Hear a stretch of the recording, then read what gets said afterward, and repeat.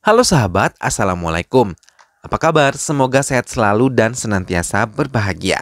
Terima kasih sudah subscribe dan selalu setia menyimak video-video SLMTTV. Semoga Tuhan Yang Maha Kuasa selalu memberikan rezeki yang berlimpah ruah dan juga berkah untuk sahabat-sahabat semua. SLMTTV kembali hadir menemani waktu bersantai sahabat dengan alur cerita dari film yang berjudul Ira Finizal. வா நான் உன்னை நெருங்குறேன்.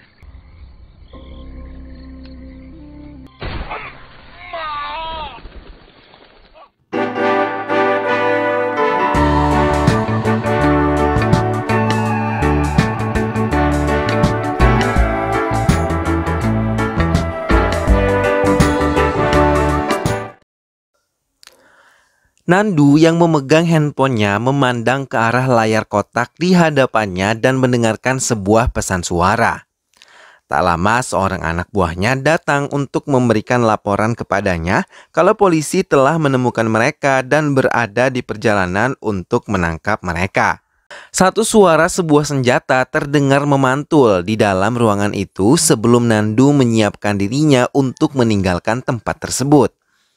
Nandu menandatangani sesuatu di kertas, kemudian mengenakan jaket berwarna hijau dan menggendong tasnya pergi meninggalkan ruangan itu disambut oleh anak buahnya yang telah siap. Nandu memilih mengendarai mobilnya sendiri dibandingkan harus bergantung dengan anak buahnya. Nandu menghentikan mobilnya dan melangkahkan kaki ke sebuah tempat.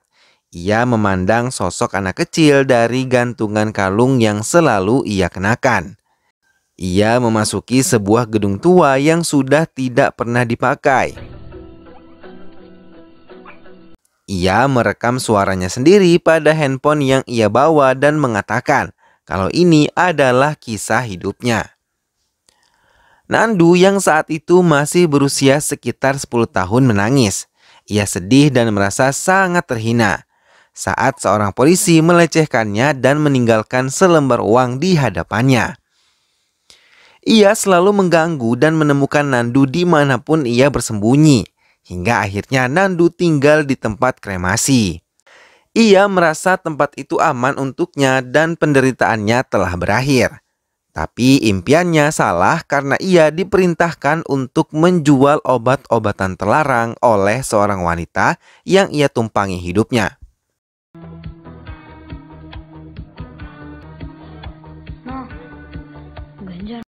Nandu yang sudah terbiasa menjual obat-obatan terlarang membentuk geng saat ia berumur 18 tahun.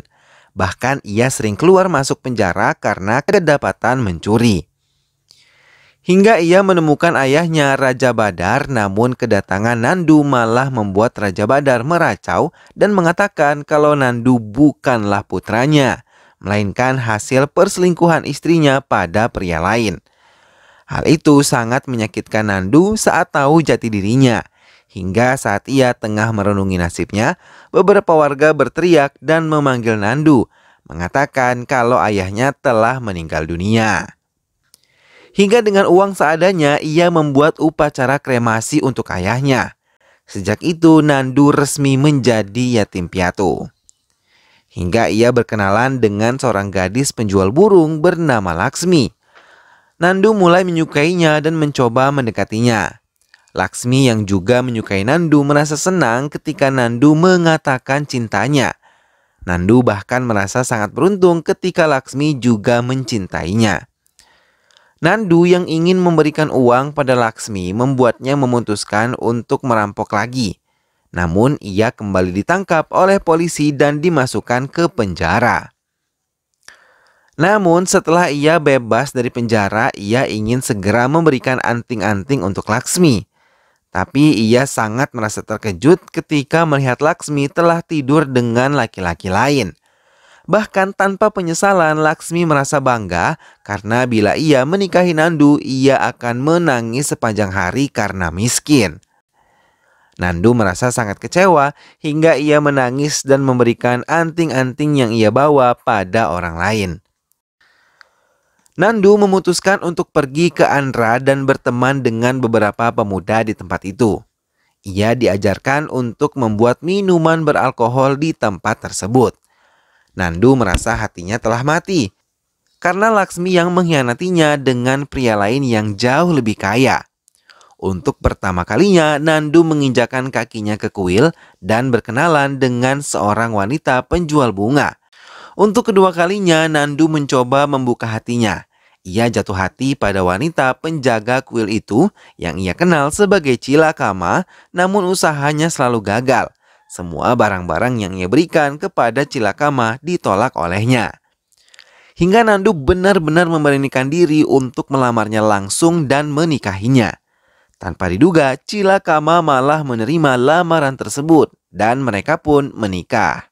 Perubahan pada hidup Nandu pun dimulai. Ia yang menikahi Cilakama tidak lagi bersentuhan dengan dunia bawah. Nandu bahkan selalu dimanjakan sebelum tidurnya dengan lagu yang dinyanyikan sendiri oleh Cilakama. Nandu selalu berusaha menjadi suami yang selalu melindungi istrinya dan mulai mencari pekerjaan yang halal. Ia pun mengambil pinjaman Rp50.000 untuk mendirikan sebuah toko kecil. Hingga 2 bulan berlalu, Cilakama menyusul suaminya yang masih berada di tokonya dan mengatakan dengan tergesa kalau ia hamil. Hal itu menambah kebahagiaan pada Nandu. Namun usaha Nandu tidak sedang baik. Ia bahkan terjebak hutang dan memaksa menutup kiosnya. Bahkan ia dikejar-kejar oleh rentenir dan memutuskan untuk membawa Cilakama pergi dari tempat itu. Tapi sebelum ia melakukannya, rentenir telah mengambil istrinya. Nandu mencoba mengejarnya dan mendapatkan kembali istrinya, namun mereka tidak peduli, yang mereka inginkan hanyalah uang mereka kembali. Bukan hanya itu, Nandu melihat istrinya telah dilecehkan. Nandu memohon ampun kepada mereka dan mengharapkan bisa melepaskan istrinya karena mengingat ia tengah hamil. Tapi permohonan Nandu sama sekali tidak mereka hiraukan. Yang mereka inginkan hanyalah uang pelunasan atas hutang-hutang Nandu yang terus menumpuk kepada dirinya. Nandu pergi dari tempat itu dan kembali teringat dulu ia pernah merasakan kelaparan dan kehausan hingga ia baru saja merasakan sedikit kebahagiaan kemudian menghilang. Hingga teman-temannya pun mulai membantunya memberikan uang Rp50.000 untuk membayar hutangnya.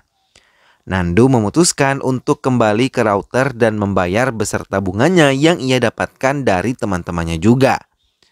Sepanjang perjalanan, Cilakama menangis sedih dan hal itu membuat Nandu benar-benar merasa bersalah dan terus memohon maaf kepada istrinya itu. Nandu masih merasa bersalah dengan istrinya bahkan saat melihat kandungan istrinya yang semakin membesar. Tanpa Nandu ketahui, saat ia mandi, Cilakama menangis sedih dan meninggalkannya seorang diri. Cilakama pergi ke dapur dan menghujani dirinya dengan bahan bakar dan membakar tubuhnya sendiri. Sebelum ia membakar tubuhnya sendiri, ia meminta maaf pada bayi yang ada di dalam rahimnya. Nandu yang dikunci di dalam kamar mandi berusaha merusak pintu tersebut dan mencoba menolong istrinya. Namun semua sia-sia karena istrinya sudah tidak bisa diselamatkan. Nandu menjerit sekuat-kuatnya karena ia tidak mampu untuk menahan kesedihan yang ada di dalam hatinya. Nandu pun pergi ke kuil untuk menumpahkan semua yang ada di dalam hatinya. Hingga ia bertemu dengan para mananda dan ikut menjadi bagian dari kelompoknya yang selalu menipu warga dengan alih-alih bisa membantu mereka. Nandu selalu mengikuti ritual-ritual yang dilakukan oleh kelompoknya untuk membuang semua kesedihan yang ada di dalam dirinya. Nandu yang menemukan harta karun di tahun 2000 dari dalam tanah mencoba mengeluarkannya. Namun ia selalu dihantui oleh suara-suara bayi menangis dari sekitarnya. Hingga waktu terus berputar dengan cepat dan menginjak September 2014, setelah 14 tahun ia bisa menikmatinya dan memiliki kehidupan yang sukses. Sekarang Nandu menjadi rentenir yang sangat disegani banyak orang.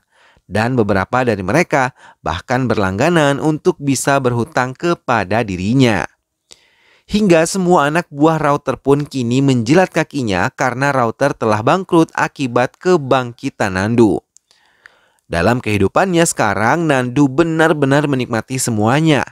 Karena kini semua orang menghormatinya, bahkan ia tidak lagi bermain dalam jumlah ribuan tapi jutaan. Dunia kejahatan yang Nandu geluti pun membuatnya bisa mengancam keluarga nasabahnya untuk memberikan putri mereka untuk bisa memuaskan dirinya bila mereka tidak membayar hutang-hutangnya. Nandu yang memutuskan kembali menikah kini memiliki seorang putri yang ia beri nama Araputra.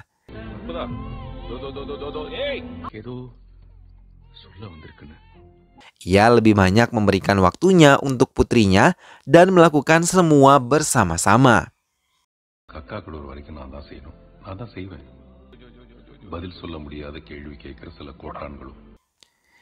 Ia tidak lagi mempedulikan masalah bisnis dan semua gangguan yang selama ini menghantuinya.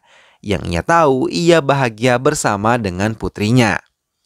Namun suara-suara aneh itu terus menghantui dirinya, bahkan kini sering mengganggu putrinya. Mengetahui hal itu, Nandu merasa sedih dan merasa bersalah pada semua yang ia alami. Panggilan Badi yang ditunjukkan Araputa pun mengingatkan pada masa lalunya yang terpuruk di dunia bawah, bahkan kelainan seks yang ia miliki. 9 hari yang lalu, Araputra yang memiliki teman akrab bernama Anan, mereka selalu bermain bersama ayah Anan yang memiliki hutang pada Nandu tidak dapat membayarnya hingga memutuskan untuk bunuh diri dan menyeret namanya dalam kasus bunuh diri ini. Desember tahun 2000, Nandu bertengkar hebat dengan Pramakumari karena ia mengaku hamil oleh Nandu, tapi racauannya serta hinaannya terhadap Cilakama membuat Nandu merasa kesal dan tidak bisa mengendalikan emosinya, hingga ia memukulnya dengan menggunakan sekop yang tergeletak di hadapannya. Ia terus menghajar wanita itu hingga ia benar-benar tidak bernyawa. Ia tidak peduli kalau wanita itu tengah mengandung bayi miliknya.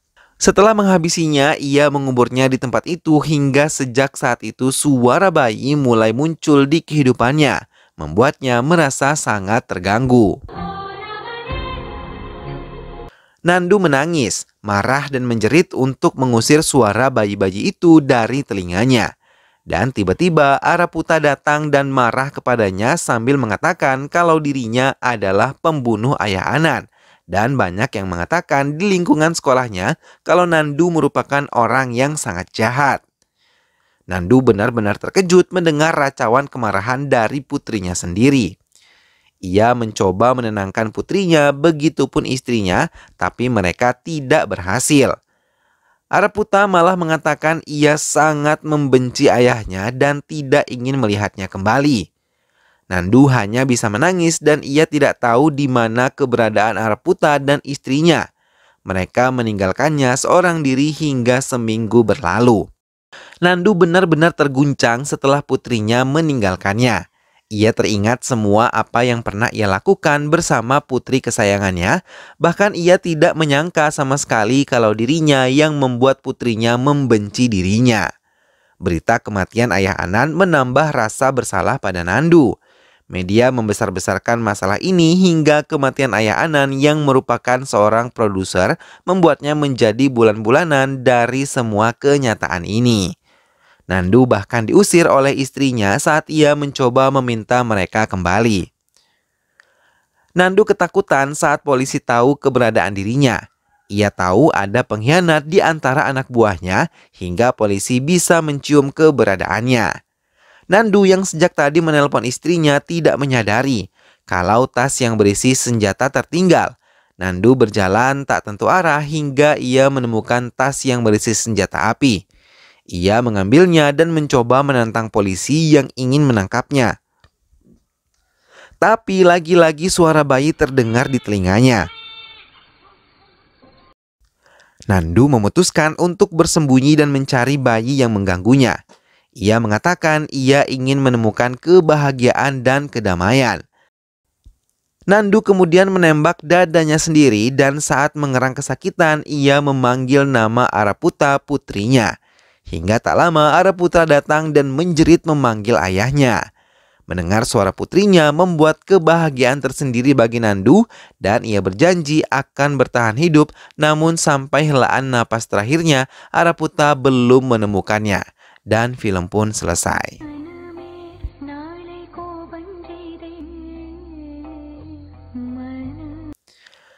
Nah sahabat, itulah tadi alur cerita dari film yang berjudul Irafin Nizal. Mudah-mudahan sahabat semua terhibur setelah menyimak alur cerita film ini. Sampai berjumpa kembali di alur cerita film-film selanjutnya. Ingat untuk selalu dukung SLMT-TV dengan cara klik like, komen, share, dan juga subscribe. Sampai ketemu kembali, sehat selalu dan wassalamualaikum.